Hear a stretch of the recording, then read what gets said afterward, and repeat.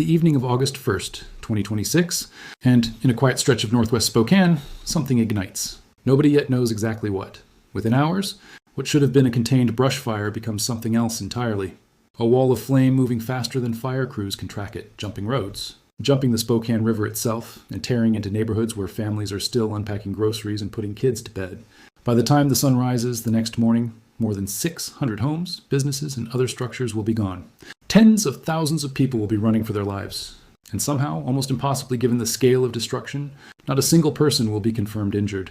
That contradiction, a disaster this total with a death toll of 0, at least so far, is the strange, unresolved heart of this story. To understand how a city, block by block, became one of the worst disaster zones in Washington's history in under 24 hours, you have to understand what the ground was like before the first spark. Washington's Department of Ecology had already declared a statewide drought emergency months earlier, in early spring, as snowpack came in low and soils dried out faster than usual.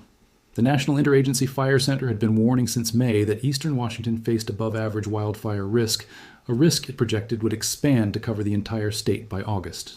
The state legislature had already responded by doubling its firefighting budget for the year to $120 million, a sign that officials sensed what was coming, even if they couldn't say exactly when or where. Then, in the final days of July, a punishing heat wave settled over the American West, pushing temperatures to record highs and stacking dry heat on top of already parched land. Meteorologists connected it to a broader pattern, a warming climate producing longer, more intense heat waves, which in turn deepened drought and prime landscapes to burn. Sauna. That was the tinder. On the night of August 1st, the spark came, and within hours, it had become 3 separate fires burning simultaneously on Spokane's western and northwestern edges. Officials would come to call them the Old Trails Fire, the Fairview Fire, and the Autumn Lane Fire, managed together as a single incident. The Old Trails Fire ballooned first and fastest, tearing through more than 3,000 acres in a matter of hours, according to on-the-ground reporting, and it would go on to account for the majority of the structures lost. Driven by dry, gusty winds and dangerously low humidity, the flames didn't creep. They exploded, jumping the Spokane River, a natural fire break that should have slowed them, and pushing directly into residential streets on the edge of the state's second-largest city. By Sunday, August 2nd, Washington Governor Bob Ferguson had declared a state of emergency and activated the National Guard. He told reporters the state was enduring its 4th consecutive year of drought. Conditions, he said, climate change was making more conducive to destructive wildfire. And he said he'd spoken with federal officials, including President Trump, about securing additional resources. David Upthegrove, head of Washington's Department of Natural Resources, put the Spokane fires in a wider context that made the emergency feel even larger. This was, he said, just one of 15 major fires burning across the state at that moment. And he called it an extraordinary wildfire season, not a normal one, with resources stretched thin by fires burning simultaneously across the entire American West. Statewide, more than 250,000 acres had already burned in Washington by that Sunday, and nationally, 2026 had already produced tens of thousands of individual wildfire ignitions, burning well over 2 million acres before August had even properly begun. Climate check. Climate check. As the fires spread, the evacuation orders came in waves, and they didn't discriminate between homes and critical infrastructure. Spokane's Level 3. Go now. Evacuation zones eventually stretched to cover an area home to roughly 60,000 people, a number confirmed by multiple news organizations and Spokane County officials as the scale of the crisis became clear. Among the facilities ordered to evacuate were a wastewater treatment plant, a waste-to-energy facility, and most urgently, a Veterans Affairs medical center. Staff transferred patients who needed continued medical care to local hospitals, while more than 24 additional patients were relocated to shelters under VA staff supervision, and the campus itself was shut down until further notice.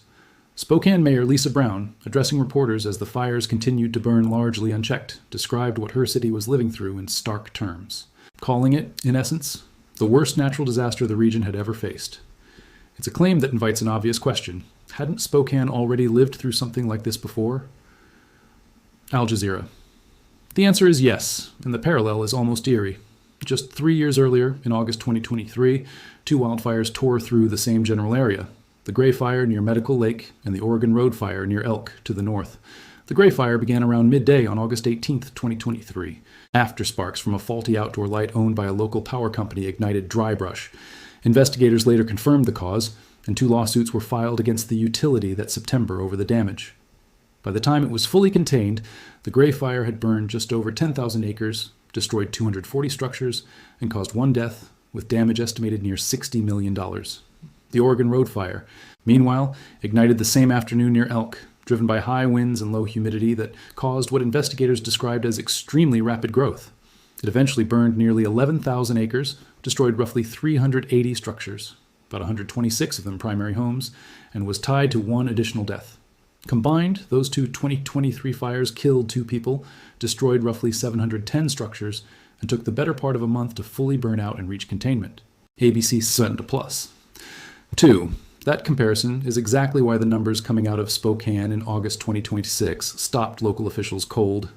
By early Sunday afternoon, less than 24 hours after ignition, officials confirmed the current fires had already destroyed roughly the same number of structures, around 600, that it had taken the 2023 fires an entire month to destroy. The acreage burned so far was smaller, around 7,700 acres compared to the 20,000 acres that 2023 fires eventually consumed, which only underscores how much more densely populated the areas hit this time were. This wasn't rural timberland catching fire, it was subdivisions. And unlike the 2023 fires, which reached full containment within a few weeks, the current blazes were reported at 0% containment as of Sunday, meaning firefighters hadn't yet gained control over any portion of the fire's perimeter. Spokane Fire Chief Tom Williams described the largest of the 3 fires, Autumn Lane, as still very active, warning it would remain a serious threat for some time to come. KHQ. This is where the story's central puzzle comes into focus. Given a disaster of this speed and scale, homes reduced to smoldering foundations, 60,000 people fleeing with whatever they could carry, a hospital campus evacuated under emergency conditions, the expectation, based on nearly every comparable wildfire in recent American history, would be a significant human toll. The 2023 fires, smaller and slower by comparison, still killed 2 people. The devastating fires that hit Maui in 2023, or the fires that swept through Los Angeles neighborhoods in early 2025, both produced injuries and fatalities that numbered in the dozens or more. Yet in Spokane, as of the most recent briefings early Monday morning, August 3rd, officials across multiple agencies, the county sheriff, the fire department, Fox Weather's on-scene reporting, and Reuters wire coverage were unanimous and consistent. No injuries and no deaths had been confirmed among either firefighters or civilians. Spokane County Sheriff John Knowles stated it plainly to reporters, and other officials echoed him, though nearly every one of them added the same careful caveat. It remains early, the fires are still active, and a full accounting of the human toll will take time. That caveat matters, and any honest telling of the story has to sit with it rather than rush past it. Wildfire injury and fatality counts are notoriously difficult to finalize in the immediate aftermath of a fast-moving disaster. After the 2023 Gray and Oregon Road fires, it took investigators days to confirm even the 2 deaths that ultimately were attributed to those blazes, and full structure damage assessments took weeks. In Spokane in 2026, entire neighborhoods remained too dangerous to enter as of Sunday night, meaning search and welfare check operations were still in their earliest stages. So while 0 confirmed injuries is the verified factual status as of this recording, it is a snapshot of an unfinished picture, not a final verdict, and treating it as anything more than that would be its own kind of misinformation. What can be said with more confidence is why the destruction spread as fast as it did, even if the precise ignition source remains under investigation. Fire behavior experts and the National Weather Service had flagged the exact conditions present that weekend. High wind gusts, single-digit relative humidity, and drought-cured vegetation as the classic recipe for what's sometimes called explosive fire growth, the same conditions blamed for the rapid spread of the Oregon Road Fire back in 2023. Climate scientists have been direct about the mechanism connecting a warming planet to scenes like this one. The burning of coal, oil, and natural gas drives larger, more intense, and longer-lasting heat waves, which in turn produce more intense droughts, which in turn create the exact fuel conditions that let a small ignition become a regional emergency within hours. Forecasters also pointed to El Niño, the natural warming pattern in the equatorial Pacific, as an additional factor intensifying temperatures and altering weather patterns across the globe this year. None of this proves what specifically sparked the Old Trails, Fairview, or Autumn Lane fires. That determination, as with the Gray Fire's faulty utility light in 2023, will likely take investigators weeks or months to establish, and any claim about a specific cause right now would be premature. But it does explain, with real scientific grounding, why whatever the spark was found so much to burn, and burned it so fast. Wikipedia. It's also worth understanding that Spokane's relationship with Urban Edge Wildfire didn't begin in 2023, and it isn't likely to end with whatever happens this week. Longtime residents and local journalists have traced a pattern stretching back decades. The Hangman Hills Fire of 1987 burned a couple dozen homes. The Valley View Fire of 2008 destroyed about a dozen more near Dishman Hills. And a firestorm in October 1991 destroyed more than 100 homes across Spokane County, hitting the Ponderosa neighborhood in Spokane Valley especially hard. For most of that history, those events were considered rare, almost freak occurrences. The kind of fire that used to be rare, as one local account put it, describing a wildfire ripping through an urban or suburban neighborhood and burning a dozen or more houses at once. What's changed, and changed within just the last 3 years, is frequency. Spokane has now experienced 2 of its most destructive urban interface wildfire events in history within a single 3-year window. Whether that reflects genuine bad luck, a structural shift in a regional fire risk driven by climate change, or some combination of both, is a question fire scientists and emergency planners will be studying for years. But the pattern itself is no longer deniable. Wikipedia. The scale of what's burning around Spokane also needs to be placed inside the wider picture of the West this summer, because these fires did not ignite in isolation. Roughly 100 miles to the northwest, in Ferry and Okanogan counties, the Kaiser Canyon fire had already grown past 100,000 acres, part of what regional officials were describing as 10 separate counties across Washington dealing with simultaneous fire emergencies. Across the border in Oregon, crews were fighting the Roe Creek Complex Fire, which had grown to nearly 500 square miles, with just over half of its perimeter contained, prompting its own red flag weather alerts. Nationally, the U.S. had already logged close to 30,000 individual wildfire starts by early August 2026, burning a combined total well past 2 million acres, a volume that Up the Grove's comments about stretched resources make concrete. When 15 major fires are burning in one state at once and dozens more across neighboring states, the finite pool of firefighting personnel, aircraft, and equipment has to be divided, prioritized, and, in some cases, simply insufficient for the moment. Against that backdrop, the response in Spokane moved as fast as circumstances allowed. A federal incident management team was brought in to coordinate the response across all 3 fires as a single, unified incident, standard practice for fires of this complexity, and a sign of how seriously the situation was being treated from the outset.